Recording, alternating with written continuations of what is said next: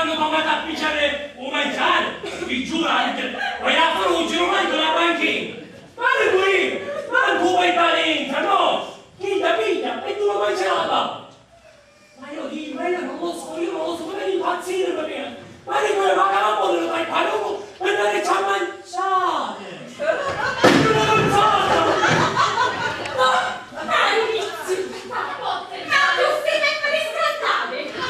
Allora, sentite la mia pensata. Allora, io ora muoio.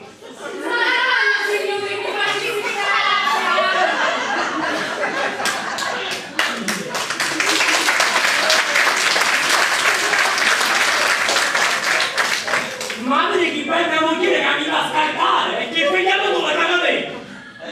Allora, io stavo dicendo, ora io muoio, ovviamente per finta, ma faremo credere noi a tutto il paese che è vero. Cioè, tu ora mi spieghi una cosa. Com'è che puoi fare a fare una cosa del genere? E soprattutto i cristiani, come fanno a sapere che tu sei muoio? Ma sei pazzo? Semplicissimo. Allora, ora tu vai non su Giovani un caporale, che tu compagnia e ci dici, su Giovani, pensi che non è padre. Però giustamente non è che c'è due conduzioni dicendo io con te, e poi la cosa, quindi... Su Giovani, io come padre. Sai tu giustamente, che dove cazzo non è padre, tutto il paese che io volevo. E tutti i santi che toccano, non alzo. Papà, non è giusto, ti vuoi con zitta via! Mi dispiace, ma io non voglio. Ma poi spiegami perché non fare sta cosa? C'è dico io ancora ma te figo la da capo. No! Diciamo chiaro, nati con corpo solo, ha risolvero tutti i nostri problemi. Ho consolato. Come ne vieni? Perché poi da mangiare, perché poi da picciolo. Così, alla moglie, tutti nei piccioli, eravamo tutti insieme. Una scanda, un biscantate, tanto, se tutto va bene, siamo consolati. Ma siamo sicuri? Che ci è la moglie? È una pensata geniale. Allora, prima, come prima cosa, perfetto, vai con si Giovani. E ci vuoi da questo impaiato? Perché come sono visto? Cioè, come se muore, e tu mi sei nata adesso. Metti da lottare! Ma luta, dai! E allora, andate, visto che è buono, faccio che fa? Aspetta, ma come ne dici a me che fa? Ah, mi dispiace, ma io non ero voluto mai!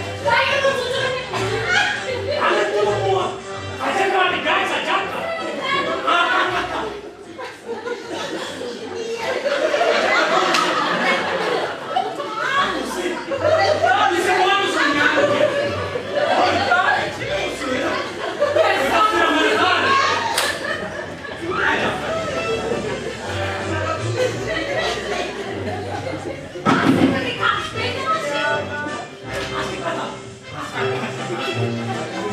successo! No, no,